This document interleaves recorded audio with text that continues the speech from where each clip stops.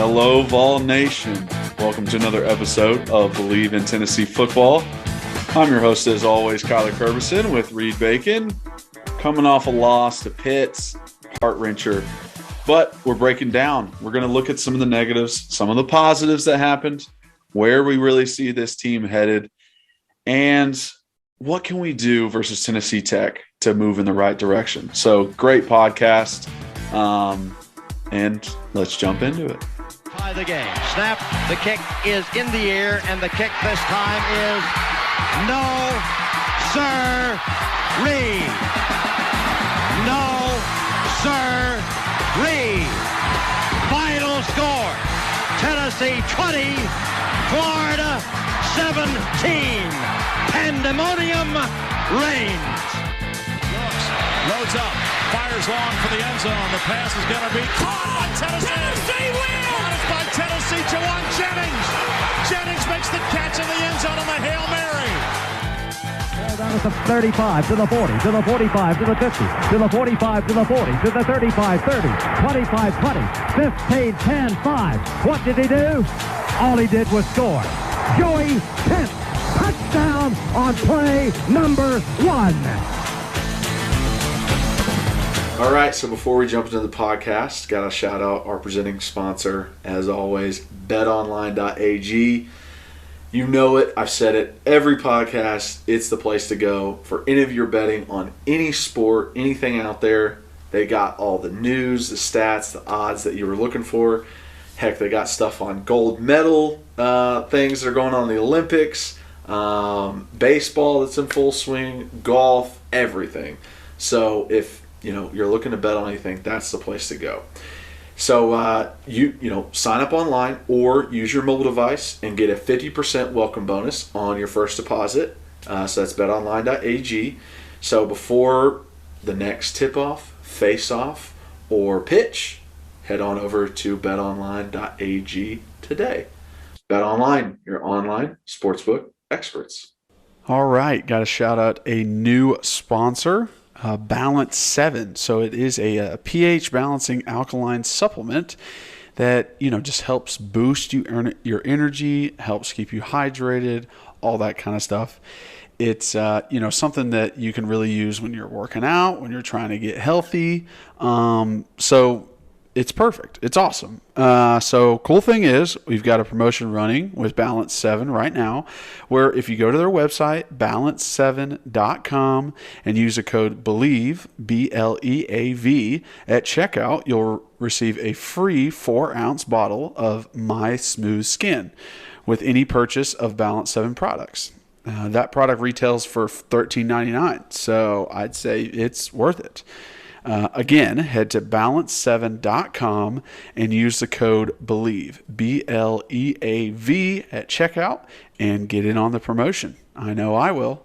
All right, welcome in, everybody. I'm going to attempt to stay chipper during this podcast, even though I'm a little down right now with the Vols losing and now the Titans losing. But we're still going to try and have a good time here. Reed, how are we doing, bud? Hey, Kyler.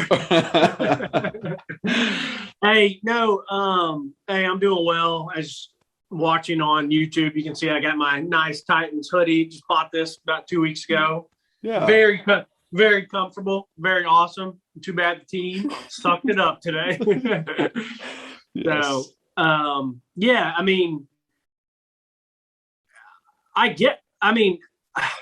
I guess the best way to put this is I'm a pretty positive person naturally. Yeah.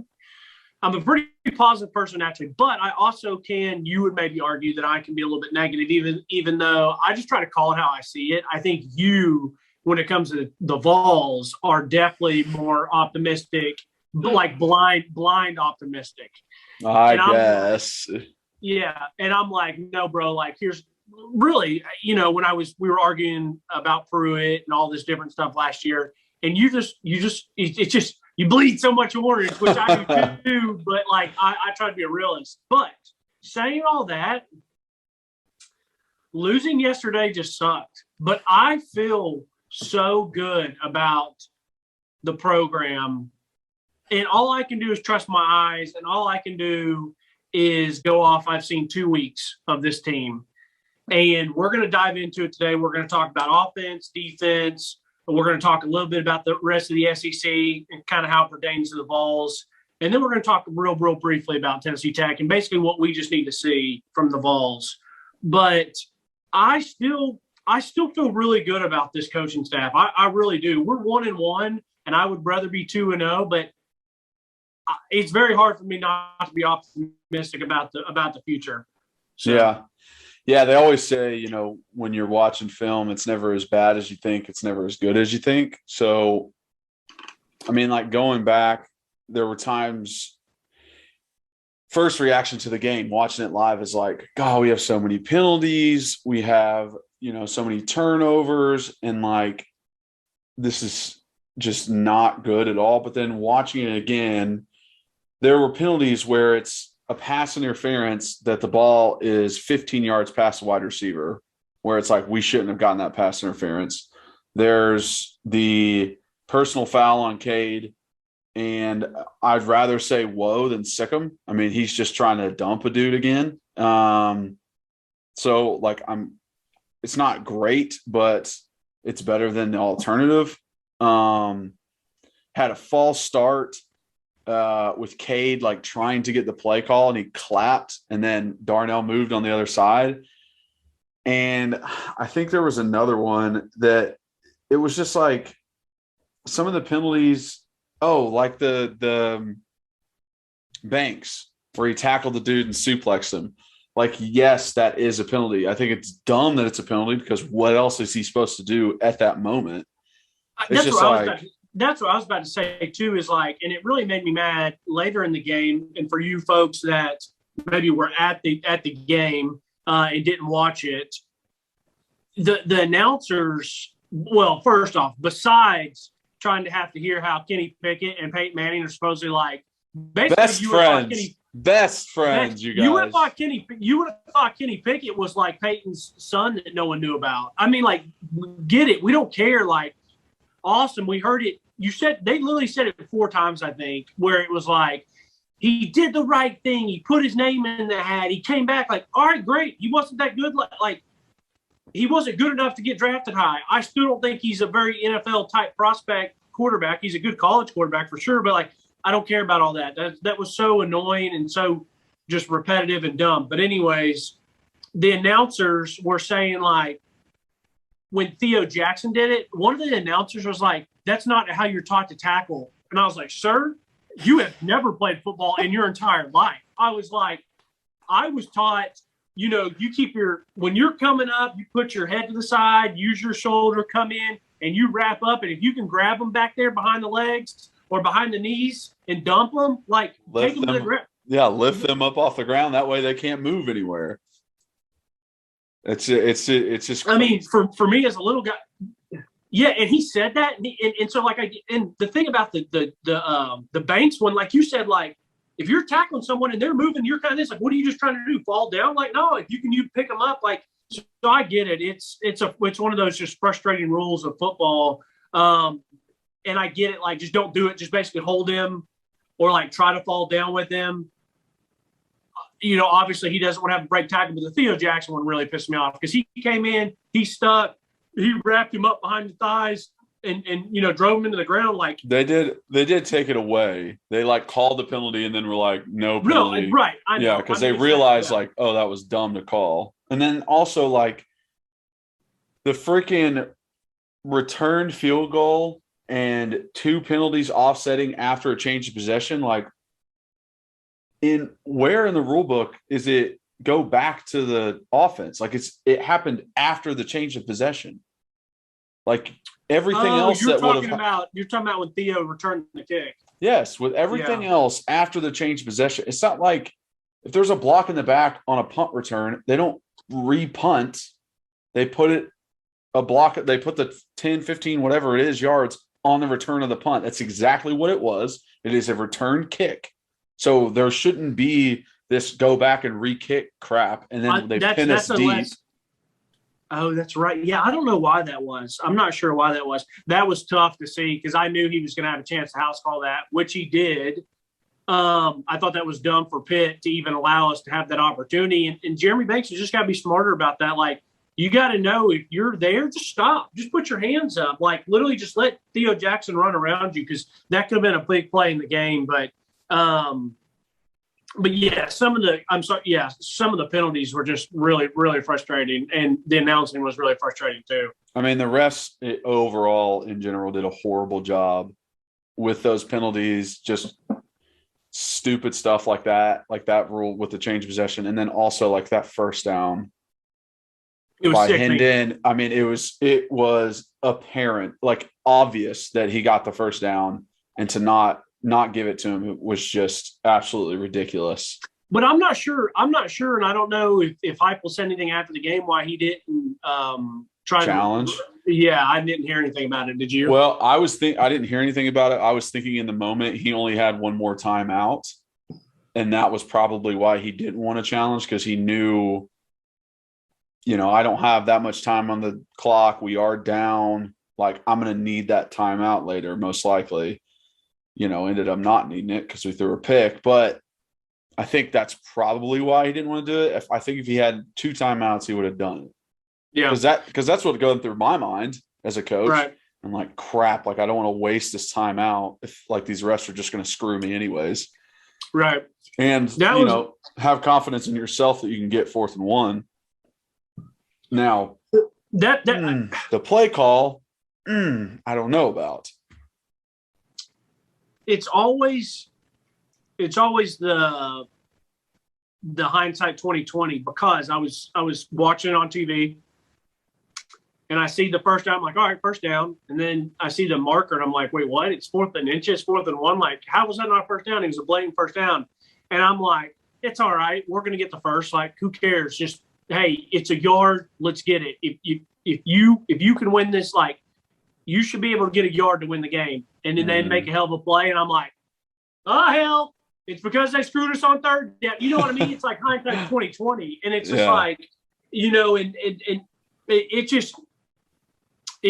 let's just say this. We can go back and forth on the bad calls from the refs and all that stuff. It goes both ways. It really does. I mean, I thought there were a couple we got away with PIs and stuff. But let's go ahead and jump into what you saw from the offense. Yeah, so obviously the big story coming out is Joe and his overthrows and just really not being able to have touch on the ball. Even though his first throw to Jalen was exactly what we were looking for improvement-wise, it was high up in the air. You couldn't even see it on the camera. It gave him room to get up underneath it. It was exactly what you wanted. And then he just reverted back and started throwing these lasers, started overthrowing everything. And I was like super curious. I talked to a VFL quarterback through text, and I was like, what do you think about that? He's like, he might be scared because he underthrew balls before and just has like a mental thing.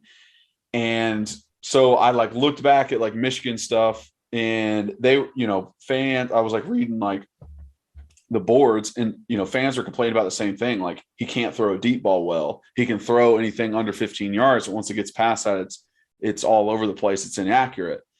And then I'm like, okay, well, what the heck? Like, where did this come from him? Obviously, he was a 5-star in high school. Like, he's a good player. So I went and watched his huddle tape.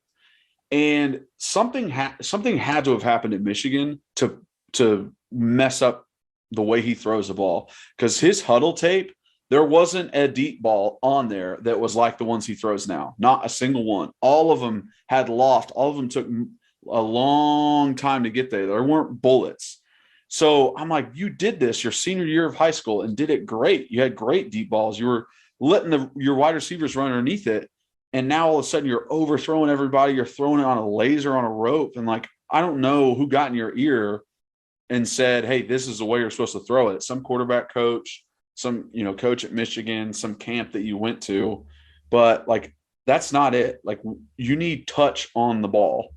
And if he continues to throw the ball like that, like, I don't see how Heupel keeps him in the game. I really don't. Yeah, no, I agree. And it's exactly what I said. I've said it multiple times. Like, I'm not going to be surprised if we see another quarterback at some point during the season. Now, we've already seen Hendon Hooker, and that was because of maybe some injury. And maybe the coaches kind of got lucked out that they didn't have to pull Joe yesterday and that he went down with an injury or whatever. You know, he did get hurt, but I'm saying they didn't have to pull him for overthrow and then worry about shooting this guy's confidence a game, basically one game in. Yeah. But when we went to practice, all I wanted to see is we had started to hear at that time, we started to hear the chirps of Joe and Joe and Joe. And you and I were like, no way this guy wins a job. He's behind the 8 ball. I trust these other guys. And then we get there and we see him. And the first things I see of routes on air and they're doing all this stuff to the receivers, he was the most accurate. That's what's crazy to me is he was the most accurate. Like Harrison and Hendon both had overthrows on out routes, on deep digs, and then even the deep balls, I thought Joe threw the best deep ball. And so I'm like, I went into this practice expecting him to be the big arm monster that everyone talks about, but he's just a loose cannon. He can't control it. And I left that day like, no, like I see why he's going to be the starter. I see why the coaches are making him the starter because he can hit the shots. Like he just doesn't have just a big arm. And now we're 2 games in and it's like, wait, what? You see what I'm saying? It's like I don't and so there are these guys like we've mentioned that are just gamers that they either don't practice well and then they're really good gamers. And then the other guys, like I'm not throwing shade at him, but Jared Garantano, who supposedly always looked great in practice, and then he would come out and just make boneheaded mistakes. So yeah. Maybe Joe's one of those guys that he does look good in practice, and then when the lights come on, it just gets in his head a little bit. I was very happy to see he stood up in the pocket and he made a great throw to Hyatt. And I'm like, okay, great. Maybe he's on. But then he has the overthrow to Callaway, to Walker Merrill, to Javonte Payton, and the one that was really bad to Cedric Tillman, where no one was around Cedric Tillman, and it was a great play call. And it's like, you can't win football. You can't win football games like that. And it takes me back to the orange and white game. And we left that orange and white game and we were joking. We were joking about Jack Jancic. And I said, Kyler, if they see one-on-one coverage, they're taking shots. Every time. Because we're either going to catch it. It's like you got a better shot of something good happening for UT, in my opinion, because you're either going to catch it or you're going to get a PI. Okay, the worst thing that happens is an interception. But I like our odds. If it's an incomplete pass, okay, you're still keeping the defense honest. You're still keeping those corners and those safeties honest. So, like, I think percentage-wise, it's in favor of Tennessee to take these deep shots. And we saw that Harrison Bailey completed them. I was a little surprised we didn't see Harrison and we saw Hendon yesterday. And then I've kind of thought about it and I kind of think I understand why. But those deep shots are so critical and so important. And I don't want to keep beating Joe up, but like, if you can't hit those, he's not going to play. Yeah, it's also like the play he got injured on where he fumbled. I was like screaming at my television, just, dude, the guy's running directly at you. You should never fumble that ball. That should never happen. You see him; he's coming through the A gap. Which their defense took advantage of our running backs and pass protection. And you know, they say on the TV, and you might see from, the stands that it's a delayed blitz, but that's not really what it was. What it was is the linebacker was on man coverage of the running back. Yes. Saw that the running back was staying into block. And he's a free goer. And just took off. Yeah. And the running backs were the ones who were supposed to pick him up, and they didn't do it. So we had multiple sacks where the running backs are not seeing that. And now, we have a freshman in there, and I'm very proud of Jalen Wright. Like it is a tough scenario to be in, to just get thrown in the game, and you're it. Like no one else was playing at that moment. That one looked like to me that it almost looked like Jalen Wright was too far up to the line of scrimmage. And which so might have been he lost. So he was correct because he was up on the center's butt, like trying to help. and he loses him, and dude runs right by him. But I will say, Jabari Small, before he went out of the game, he had a hell of a blitz pickup. He came and chopped dude's legs out, and Pittsburgh guy did a whole full flip. I don't know if you saw it, but it was a hell. That's the crap you got to do as a running back. If that guy's coming screaming off there, come in and take his legs out. Yes. And flip him, because it's going to hurt, and that guy's not going to be coming in screaming like that again. And if he does, that boy is going to be thinking about his kneecaps. And sometimes it's even easier to pick up that kind of blitz because there's tendencies. You can see the safety over top. You can see that it's, zero coverage, or like you can tell the guy's coming. The delayed blitz, what we said, that's where you're like, I have no idea what he's doing. He's just standing there, and then he takes off, and you weren't exactly looking at him. You were looking at more of like, oh, I can chip this 3 technique for my guard and help him out. And then you get caught up in the shuffle, which, I'll talk about the O-line real quick. And I think it did hurt not having Cooper there to where we have a solidified 5. And there was the rotation. Kingston and Ollie both played. But honestly, I was more disappointed in Spraggins. There were multiple plays where the Cantley number 8 for Pitt was just eating him alive. I mean, Spraggins didn't even get a hand on the guy. So it was so bad. A couple of sacks were his fault. Like, you just can't have that. Like, you cannot get beat that easily. Like, it looked like freaking Aaron Donald versus a high schooler out there. I'm like, Spraggins, I know you're a better player than that. I don't know why you're ducking your head into this guy. Because that's mainly what it was, just like swim moves and rips around him. So I was just very disappointed in that play by Spraggins. And obviously they're going to be watching on film and point it out because it's not good. It needs to be fixed. So I know you won't be able to see it, but I'll at least hold it up. Spraggins has to be better. Right there, I put it on my notes, and it was and this is only the first page of notes, so it was early in the game. You and I did not talk about the game once again. We did not talk about this, so I wanted to wait and see if Spraggins is your boy. You like Spraggins, you like Carvin, you like their nasty and all that, but I was waiting to see if you called him out and saw what I saw, but. He like you said, he just got whipped. He got whipped. He had a couple holding calls. I'll just be honest. I was not happy with the offensive line play at all. Darnell Wright and Cade Mays are supposed to be our 2 best players, and we have a chance to go up 17-7 at this point. And you've already hit on it, but Darnell gets clapped off sides, and then Cade comes in and cleans up. You got to be better. You got to be better than that. You can't do that stuff. And I just felt like the offensive line was pretty poor. And it makes me nervous, even though I do think Pitt is a good defensive line, a good defensive team. Like, it just makes me nervous for the rest of when we get into SEC play. Yeah.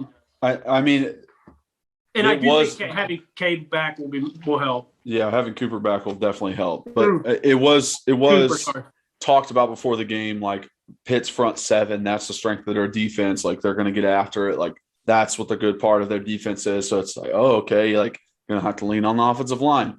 Now, technically, like, their technique, their effort, all that kind of stuff was not bad. I thought they did a very good job in that. I don't remember pressure from Darnell or Cade, like getting beat on the edges. I don't either. But like you said, it's just the mental mistakes that they need to clean up. So when the one thing you had told me yesterday was something about the O-line, and I was like, you think we lost because of the O-line? Like, it was not the offensive line that caused a loss or anything like that. I thought they played pretty well. I thought Spraggins himself needed to play better, but it also is just the mental stuff. But I mean, you could say that about, Banks too.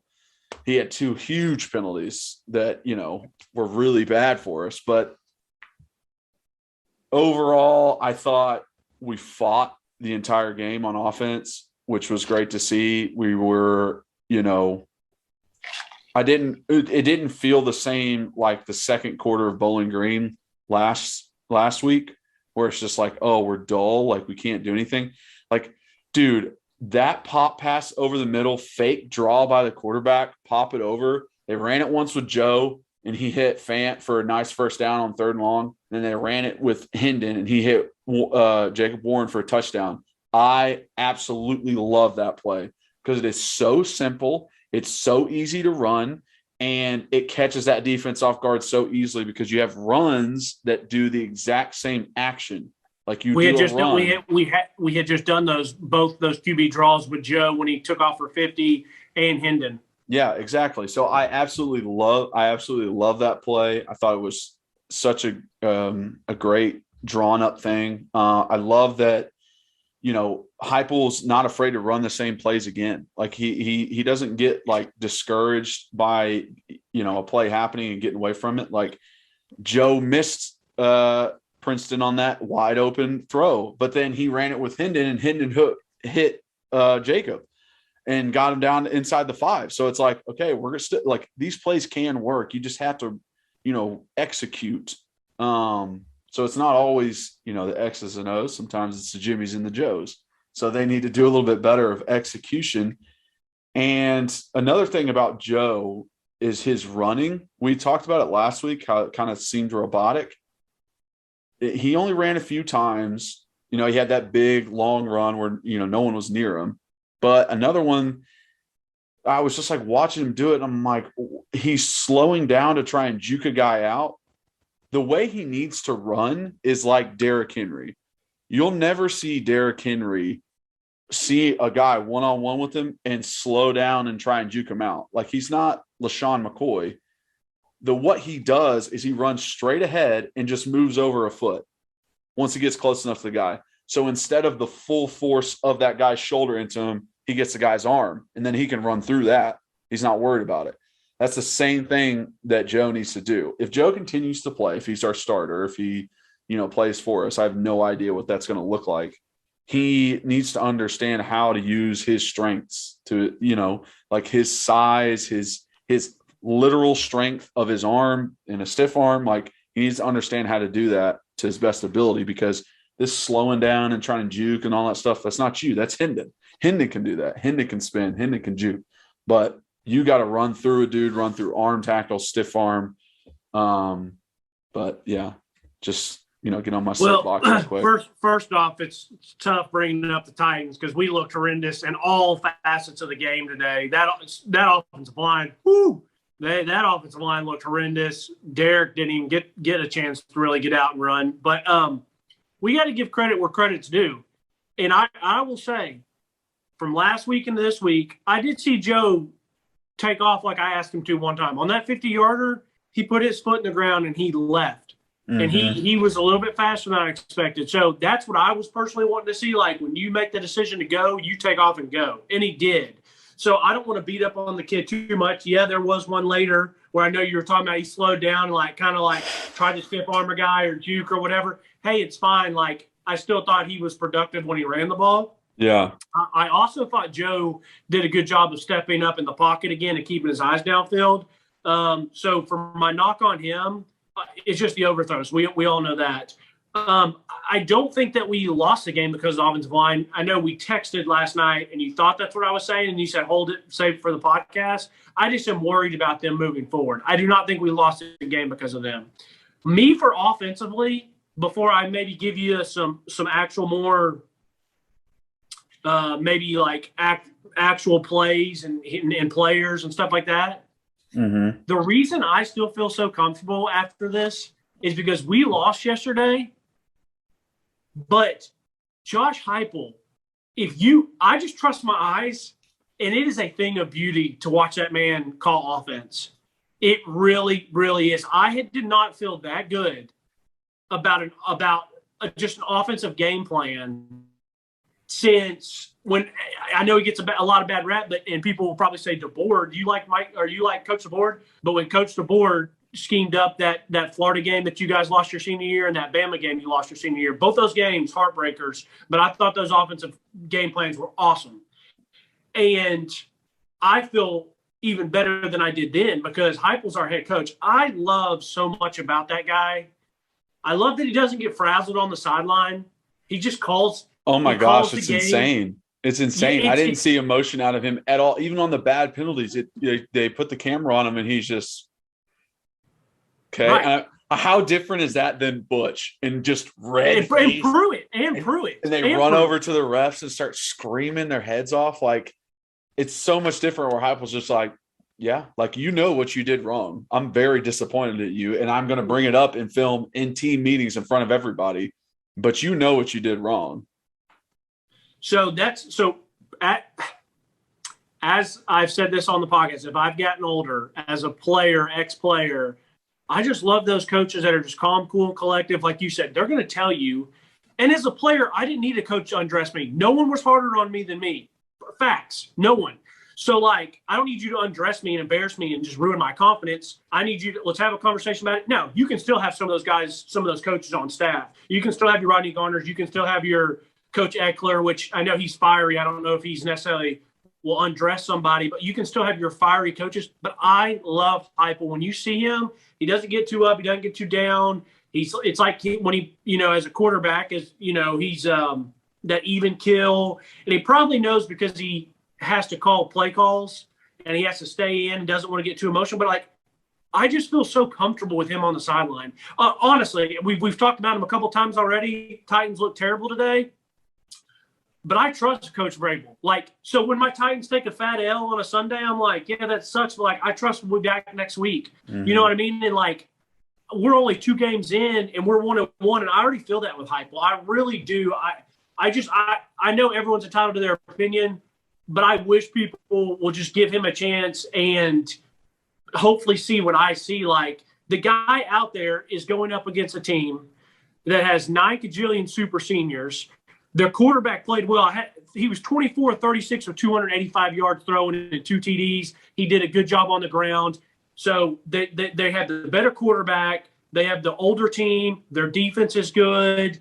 All those things. Heupel is behind the 8 ball. We know it.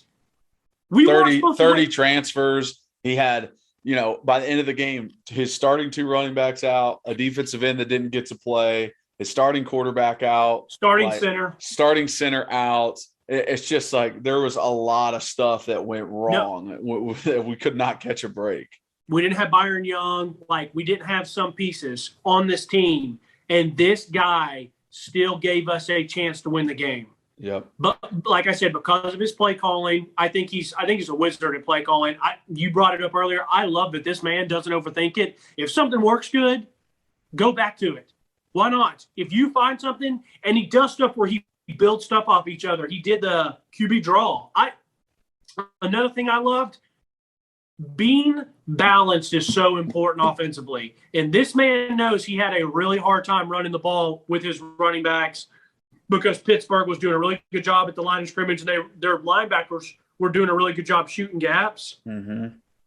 But Heupel still knows he has to be balanced. So what does he do? He gets the quarterbacks involved, whether it's a quarterback draw, whether when Hendon was in the game, and he just started rolling Hendon out, to the right. I mean, he just literally did it was like a toss to Hendon, but Hendon had the ball in the first place. It was like, it was a great play design. So like all those are really, that's so smart. Like, he knows he has to keep Pitt honest so they don't tee off. So, like, those are the reasons that I just felt so comfortable about everything about the game. Like, I hated that we lost. And, yes, that 4th and 1, I know Heupel wishes he had that back, and I know all of All Nation wishes we had that play back. I don't know what the play call was. It did look like if it was a read option. I don't think it was, but if it was a read option, it looked like Hendon could have easily walked in the end zone. I think it was just a regular handoff, and Pitt sold out. And they make plays too. And as a coach, as an old offensive lineman, I guarantee you it's 4th and 1. You're looking over there and you're saying, let's fucking go. We can get this yard. Mm-hmm. And it just didn't happen. So it was just terrible that it happened. But and we're going to get to the defensive part of this. Offensively, I always said it. I didn't care who was at running back. I felt like we were going to get production. I was happy with the production we've got through 2 weeks. Quarterback, it's basically what I said. Whether it was Joe or Hendon or even Harrison, I still trust Heupel. and that stays the same. So right there, there's quarterback I was happy with, running back I'm happy with. Tight end was very pleasantly surprised yesterday. I was happy to see Prince Fant and Jacob Warren. So there's the three offensive groups. Receiver, it's 2 weeks through, and we haven't seen one thing at Jalen Hyatt. And it hasn't really mattered, to be honest with you. It hasn't mattered through 2 games. Yeah.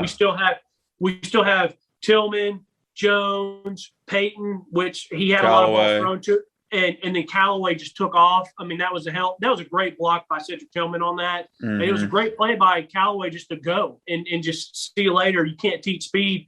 So once again, all the offensive positions I'm not worried about except for offensive line. And that's okay. Let's get Cooper back. Let's see how they adjust. Let's see how Hype and the rest of the offensive staff schemes up protections.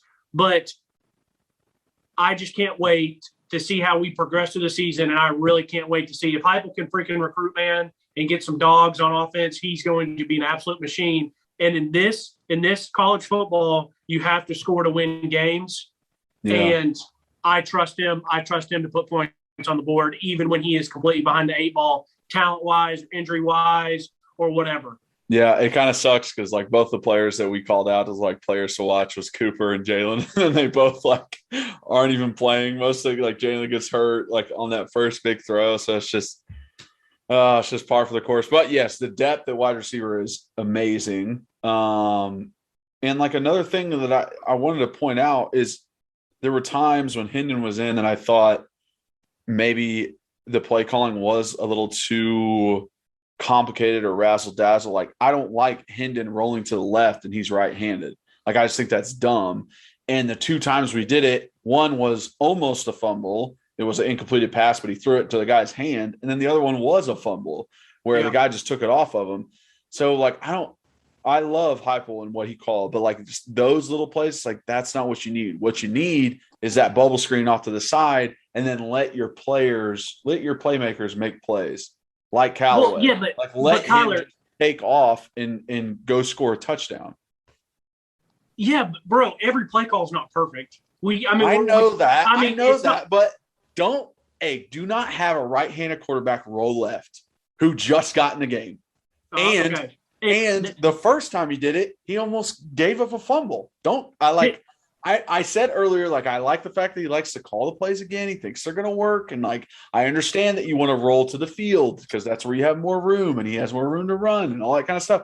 But in that scenario, seeing what happened last time, understanding who Hendon is and how he's fresh into this and he has no protection over there, like, let's dial it back a little bit.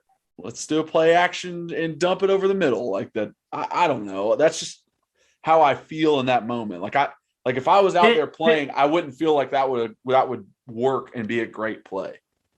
Pitt did a really good job eating up those play action little tight end dumps. They did a good job, and I think that's why later in the game he started going to the middle of the field instead of the sideline to sideline.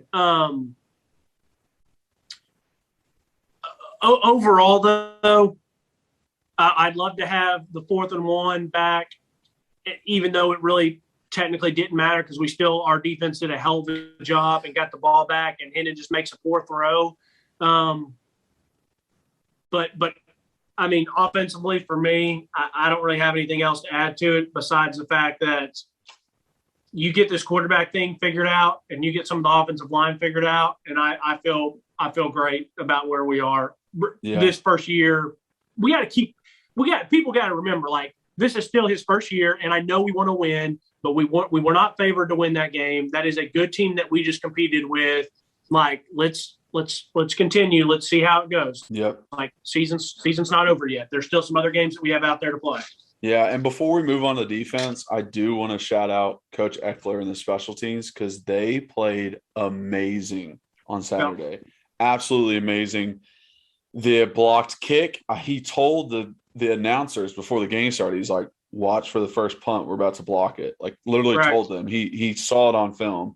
The blocked kick, the returned kick, that, like, was really good. A lot of the returns, we got good returns during the thing. We had great coverage on kickoff. So I thought he has done a very good job at coaching up and developing those special teams because it's something that a lot of people overlook. I mean, shoot, we overlooked it first week. We talked about offense and defense, didn't even mention special teams. It happens all the time, but it is a very important phase. I mean, the first punt that we had just downed it at the freaking 3. Like, what an amazing punt by Paxton, right? I think that's his name. Yeah. Just, I mean, like, that kind of stuff can really change the tide of an entire game. So I loved to see that. Tennessee football is a game of momentum, and it doesn't matter where you can get it, how it's manufactured. You have to ride the waves of momentum when it's not going your way, and you have to bounce back. And when it is going your way, you have to ride that momentum too and take advantage of it. And I thought the special teams did a hell of a job of giving us momentum. I mean, defense does great. We come out, we block the punt. And then we score, and then we have defensive stop again. And technically we should have been up 14-0 if we connect on one of those deep passes. And so for me, I always knew, I was sitting there watching the game. I knew it wasn't going to be a blowout. I knew, hey, this momentum's going to stop at some point. Pitt's going to settle in. They're a good veteran team. I was just hoping that we were up 14-0, 17-0, 21-7 before that momentum, before the game really gets settled in. You know what I mean? Before everybody settles into the game and starts playing for both sides. But no, I mean, special teams, I even thought our coverage on special teams, I mean, we were eating on those kickoff. I mean, and it's field position is huge in football, but it's even bigger when it's evenly matched teams or games like it was yesterday. Those tight games, man, field position is big time. Yeah. Big time. So we'll move into defense. And the first thing that I want to say is I am so very much impressed with our run defense. I think we can stop almost any team from running the ball. I just feel like it's the linebackers and outside linebackers and safeties just they pull the trigger. They don't hesitate. It's none of that. Our defensive linemen do a good job at like a little bit of penetration, but taking up blocks to where those guys can pull the trigger. And they just go after it, man. There's no waiting around for it. All of them set the edge perfect. They make the balls go back inside. They don't let anybody get outside of them, get the edge on them. And I'm just so very impressed with the run defense that we have. Now, flip side, the pass defense.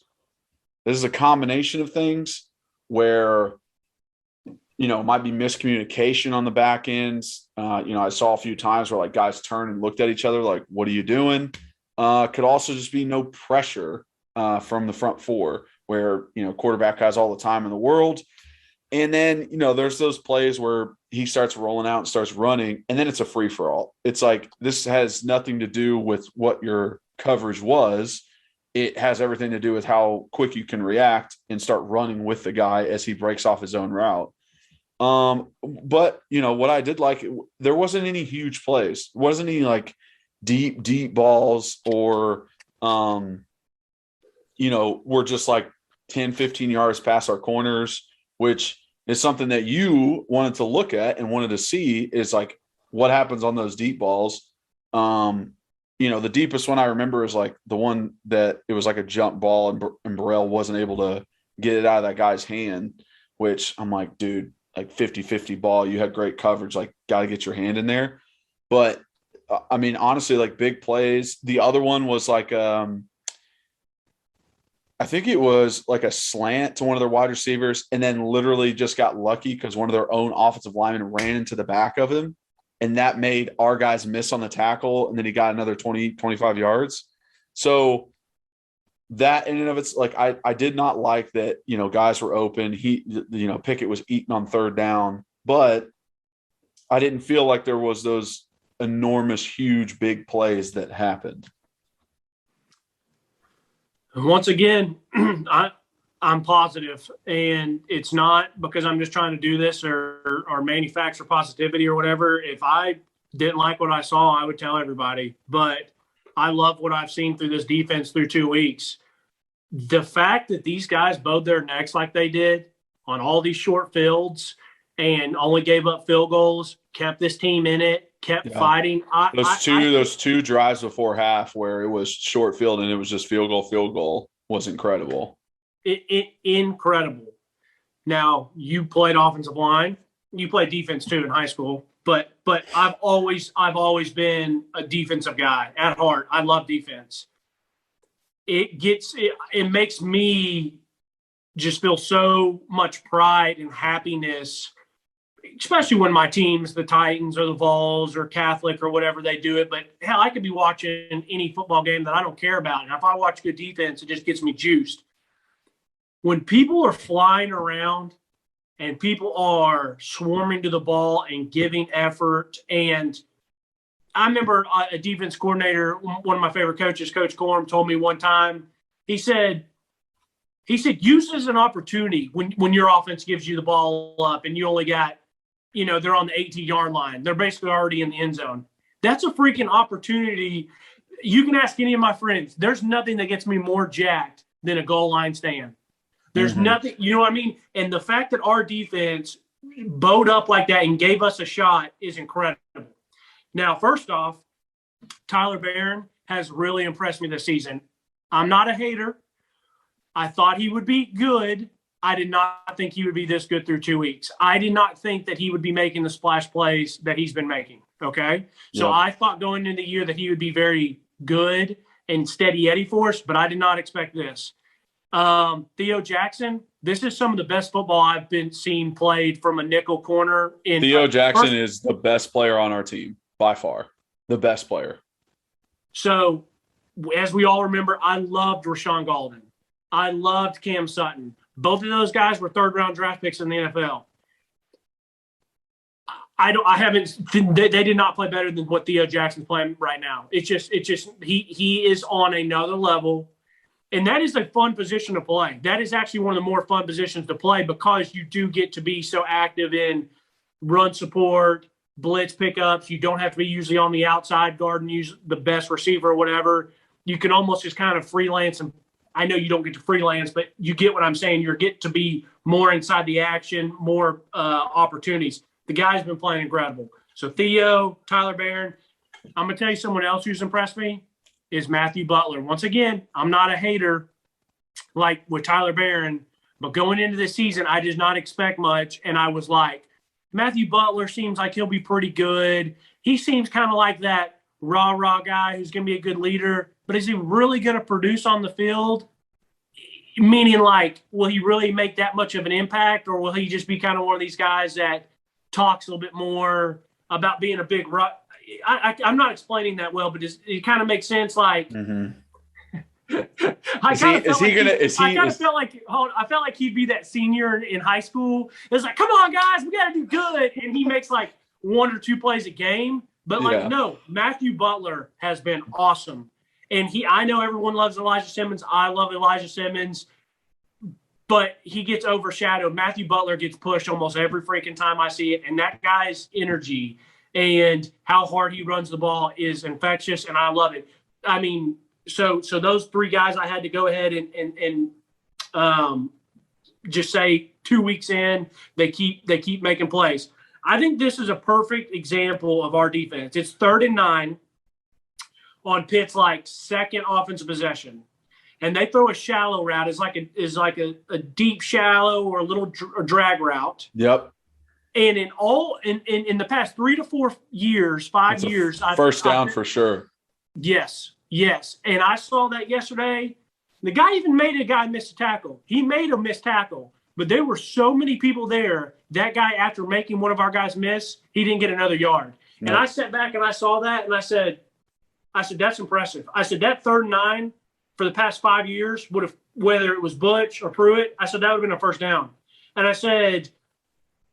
And I don't want to give a bunch of credit to Tim Banks. I mean, obviously he's doing good so far. Like, maybe it is his coaching. I don't know. But maybe they just got a really good group of young men over there that compete and they fight and they swarm to the ball. And you can't coach effort sometimes. And so sometimes it's just nice. And so defensively, I thought that was such a good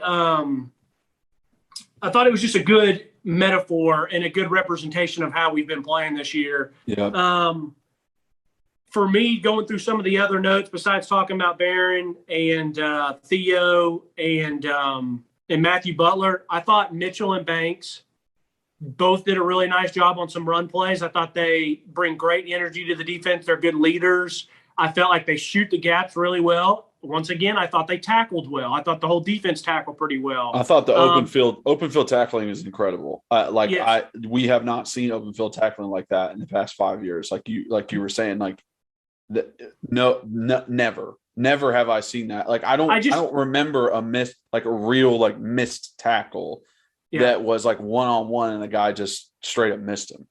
I even felt like there were some times there under Butch and then under Pruitt that we would have guys that were just diving in there and they weren't wrapping up, they weren't breaking down, and they were doing just kind of garbage. But you see that all the time in college and in NFL.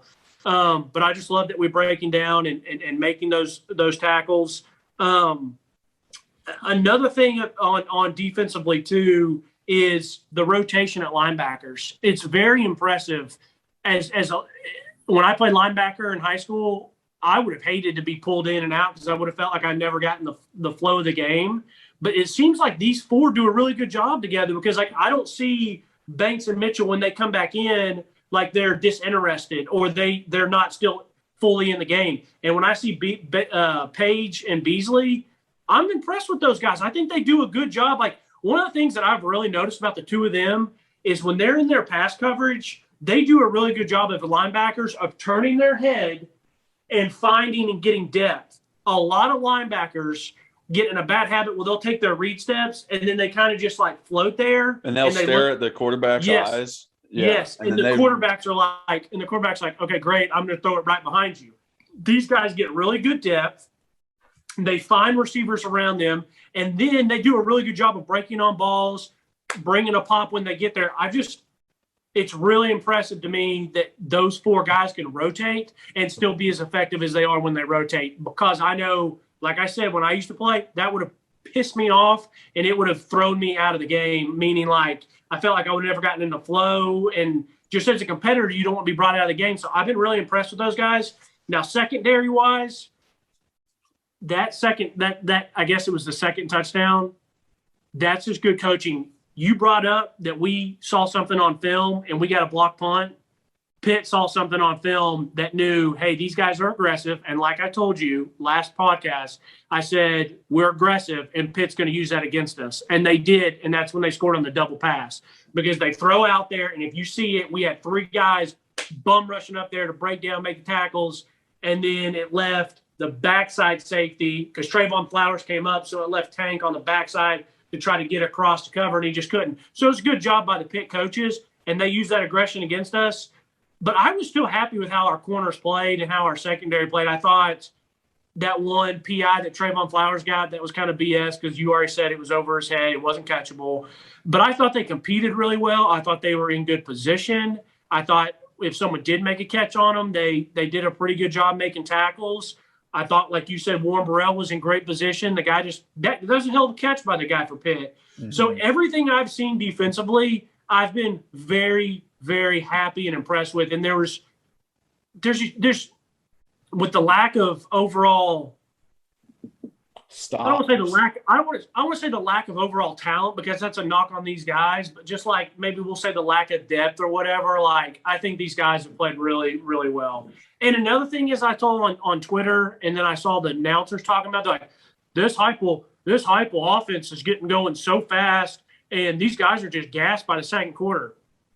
I never once thought they were gassed, like not once. Like I saw a pretty like he's got a blue check mark on Twitter. He's a guy from Nashville area that comments on college football. He was talking about us being gassed by the second quarter. I'm like, bro, I don't know what game you were watching or what, but I was like, I didn't think I thought we played with a great energy the entire. I never saw us thinking we were gassed. I don't know if you saw any of that.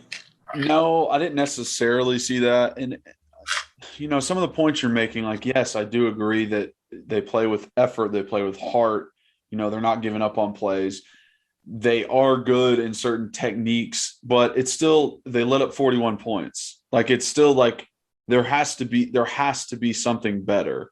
they're not perfect right now. And you can't let up 41 points. If you're letting up 41 to Pitt, imagine what Bama is going to be like. So that's what just worries me a little bit. I'm like trying to find, what is it about this defense that Pitt was able to keep drives alive. I mean, there were so many third downs converted. Like we were not able to get off the field on third down. All right. Hold on.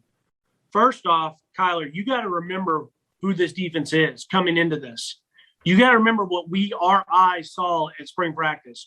You have to remember the players we've lost, the newcomers that we have, that we got Tim Banks, we were all worried that he was going to be terrible. We all went into this season saying, hey, this defense ain't the steel curtain. We just got to get them to give us a couple opportunities. And that's what they've done. That's why I'm saying they have been very good.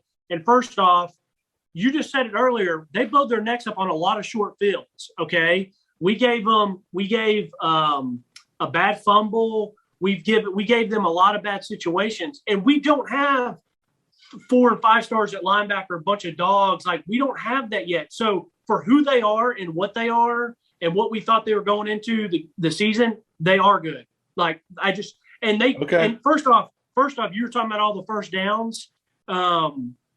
I think at one point Pitt went 1 of 7 in the second half on third downs. Okay, we forced them to punt 7 times compared to they only forced us 4 times. Okay, and then our offense lost 2 fumbles and had an interception. Now, one thing that Pitt did do defensively better than us was sacks. They had 5 sacks. We only had 2. Now, was that because of the offensive line? Was that, like you said, was that the quarterbacks? Was that the running backs? It doesn't matter. I get it that we gave up 41 points. But I'm trusting my eyes and what I've seen, and they're a hell of a lot better than what I expected coming into the season. Yeah, I understand that point of view. Obviously, I want better. Like I said, I want turnovers from our defense. We had 0 both games. I want less points from our defense. But maybe it is just like the reaction at the moment. Like, I got my hopes up. Even though I said before the season started, like, I only see us winning 5 games, and like maybe that 5th game is Pitt or South Carolina or Missouri, but like our 4 wins are going to be, Bowling Green, Tennessee Tech, South Alabama, Vandy.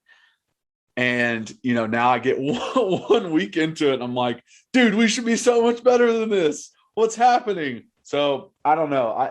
Maybe it is just like of the moment that I just want us to be so good, but you're right. From what we saw in practice, what we knew we had on the team and what we didn't have on the team from losing guys in the transfer portal, this is a good performance by the defense. And you have to stop saying, well, I don't want to see what Bama's going to do to us. We got to stop talking about Bama. They're, like I said, they're in a league of their own. Let's see what Dan Mullen does first in 2 weeks, okay? Now, maybe I come into that game and I'm like, oh my gosh, our defense looked terrible. We couldn't get any stops whatsoever. But as you said, this is college football is offensive based. And if you force the other team, I know we didn't get any turnovers, but if you force the other team to punt to you 7 times, that's pretty strong defensively in the football that's played now in college. So we're not going to hold teams to 150 yard total offense and 0 points and all. Nobody's going to. Nobody in college is really going to do that. I mean, yeah, Georgia and Clemson did it that first game, but let's see what happens. So just keep in mind where we thought we were going to be and what this team's done with the talent that they have. I mean, I would be pretty happy. But anyways, do you want to go ahead and jump into a little bit of the SEC? Yeah, we can transition to that because we were already kind of talking about those teams. But I really enjoyed watching that Missouri-Kentucky game because I was like, okay, great. We're going to play both of these teams. I get to see both sides, like what they look like, what kind of teams they are. And, it definitely looks like, Kentucky is going to be a tough game for us. Like they are a better team than they have been in the past. I think Stoops has done a good job, like building them up to this point. But I do feel better about Missouri and South Carolina. South Carolina – last second field goal to beat East Carolina. So those two games, like I feel good about Missouri and South Carolina this year. And I feel like we could honestly have 6 wins if we beat those two. What else? I mean, Vandy's Vandy. But yeah, in Arkansas beating Texas, like huge win for Coach Pittman. Love Coach Pittman. And, like you said earlier about coaches in which have a good demeanor and like don't just like try and tear you apart. Like that is Coach Pitt.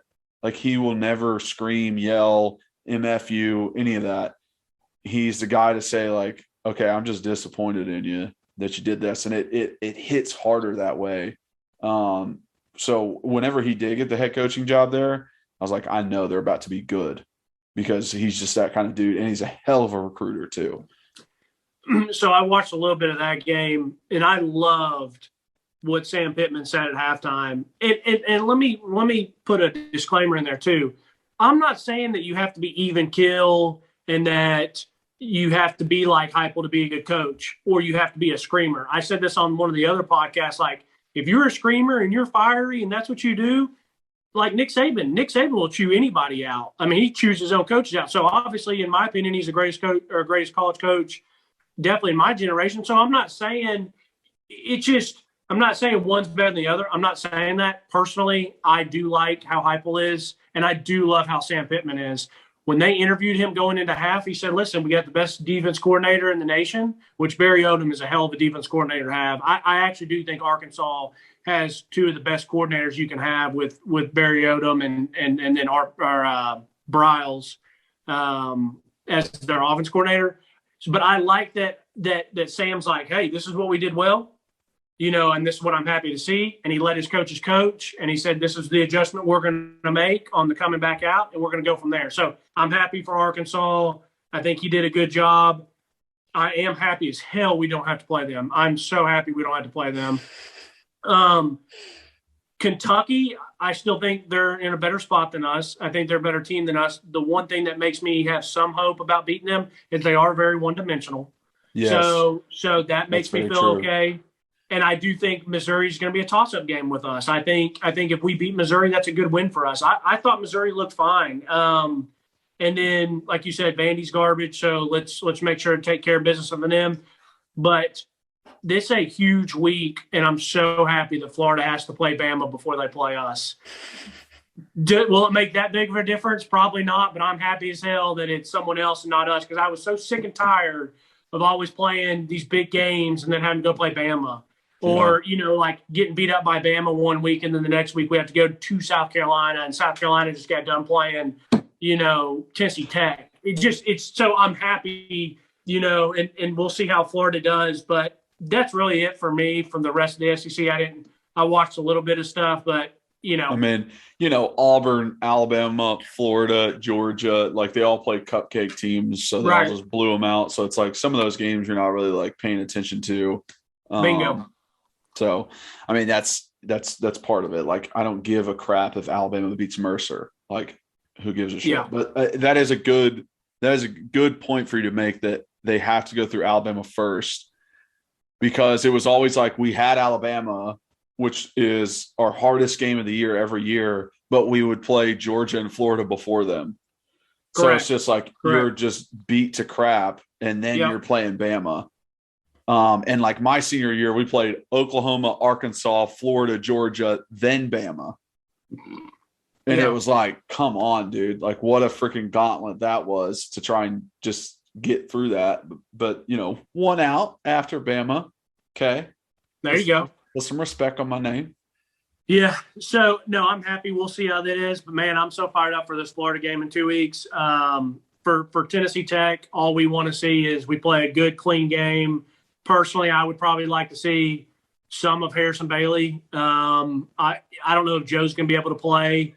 If Joe can play, give him more opportunities to take some deep shots. Like, let him try to work some stuff out. If not, let's see Hendon. Let's see Harrison. I hope we come out of the game clean. We got to clean up the penalties. We got to clean up the turnovers. Let's see if we can get a couple turnovers defensively. Yep. And just do what you're supposed to do in this game. These used to be like when we weren't playing a very good team in high school, it was a stat game. Let's go ball out. Let's go get some stats.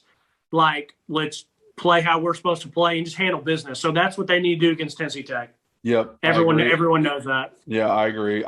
Things that I want to see are the Joe Miltons, if he does play, the deep balls being completed.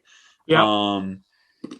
Scheme wise, offensively, it doesn't have to be complicated. I want some simple plays that work well and just executed correctly. And just not necessarily trying to be flashy. I want to see defensively, I want to see our D-line get pressure on a quarterback without a blitz. I felt like there were times this past week where our pressure happened when we brought an extra guy, when we brought a linebacker in, when we brought Theo off the edge, something like that. I felt like there wasn't a lot of times where it was just 4 guys rushing that we got really good pressure on Pickett. I felt like he had a good amount of time, so I want to see that. Now, I did see them run a ton of games, which is like twists and stuff.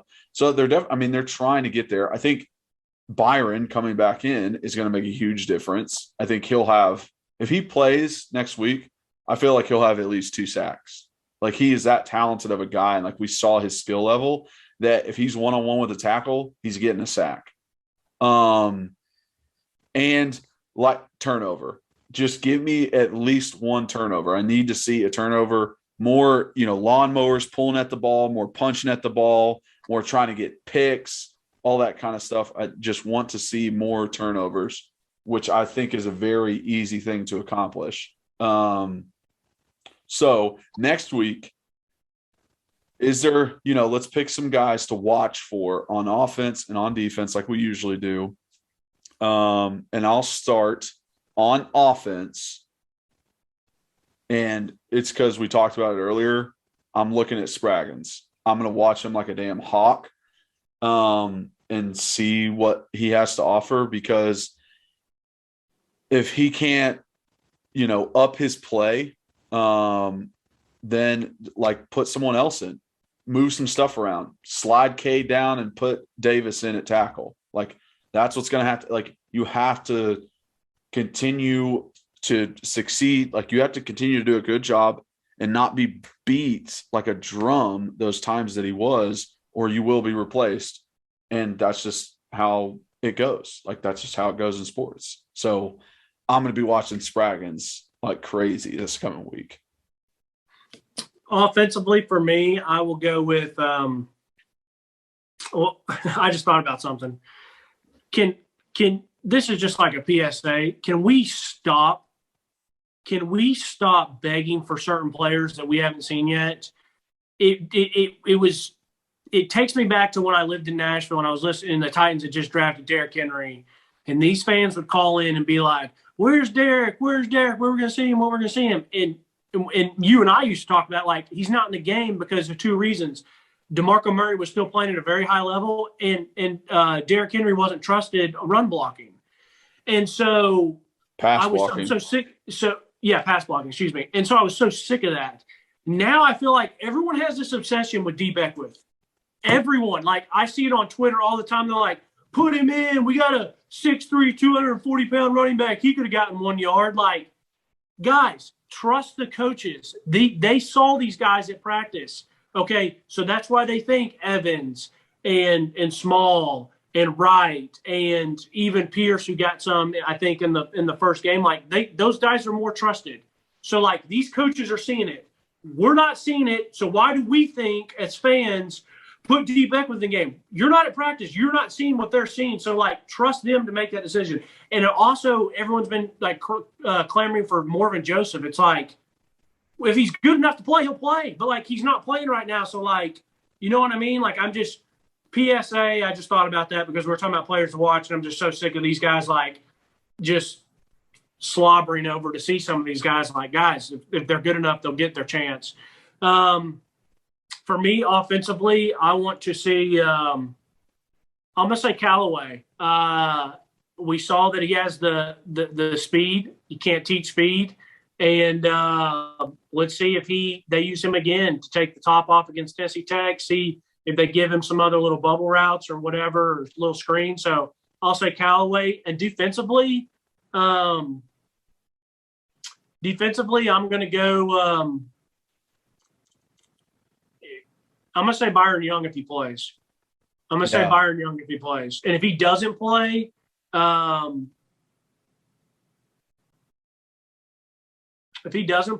going to go opposite end, and I'm going to say Tyler Barron. I want to see he's made some really good plays so far, and I want to see how he does against lesser competition. He should be able to go out and get a sack and a half this game. Yeah, for sure. I was definitely leaning that way. Like if Byron Young plays, like I cannot wait to watch him just in general, not trying to break down anything, just like being a fan and getting to watch him. So hopefully he does play. I would love that. If he doesn't play, I'm going to go Juwan Mitchell. And the reason why is because there hasn't been anything to pop out from him yet. Like we've seen the plays from Jeremy Banks. We've seen plays from Page. We've seen Theo all over the field. It's like for a guy who's coming in as a transfer, who was supposed to be like a good leader on this defense, who's a leading tackler for Texas last year. I thought like, okay, like this guy is going to be our replacement at middle linebacker. And I just haven't really seen anything yet. And I don't know if that's just like getting lost in the shuffle. There just like hasn't been that opportunity yet. But I think I remember like, him missing like batting the ball down with a guy coming across, and he was in zone coverage. So I want to see something from him where it's like, okay, that guy can lead this defense. Like he's leading this defense. He is a playmaker out there. He can be a good player for us. So yeah, just like a little bit more from him, but definitely going to be watching if Byron plays for sure. Fair. Well, I know it was a tough week. I know it was a loss. I wish we would have performed a little bit better in the very crucial points. But I'm going to tell you, and I know as a fan, when you get close, like that, yesterday that game was close. I really felt like we beat ourselves. They didn't beat us. We took it from ourselves. I get those are the real frustrating ones you want, because you're like, even though we're rebuilding, we still had a chance to win, so you should win. But I just can't help but feel really, really good about. I just trust. I just love the fact that I trust our coaches. And for the second game of a guy's tenure, like it points in the right direction. Yes, you see it as okay. We're moving forward. This wasn't like those last few games last year where it just looked pitiful out there. Pitiful. Absolutely a joke. Like, and one last thing. This team, offensively and defensively, both handled adversity well, and that's a kudos to the coach. When Hendon Hooker first came in the game and it looked like we weren't even going to be able to score, this could have easily been last year, 2 years ago, where we end up losing this game 40-20 because we have some end of the game score that doesn't matter. But this team didn't. They stayed composed. They fought. He made some great play calls. Defensively, they didn't stop battling, and that's part of it because that's about building a culture. And I thought I'm just telling you that it's good to see. It's good to see. People don't understand that is a big deal about when you're building a team up. Yeah. So I agree. All right. Well, great pod. Appreciate it.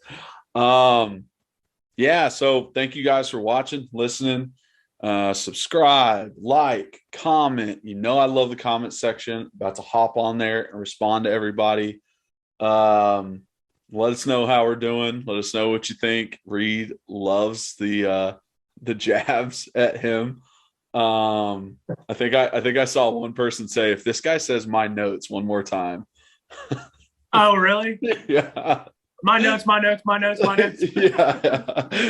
Well, I'm looking through my notes, and but yeah, I love the support from you guys. Love the banter back and forth.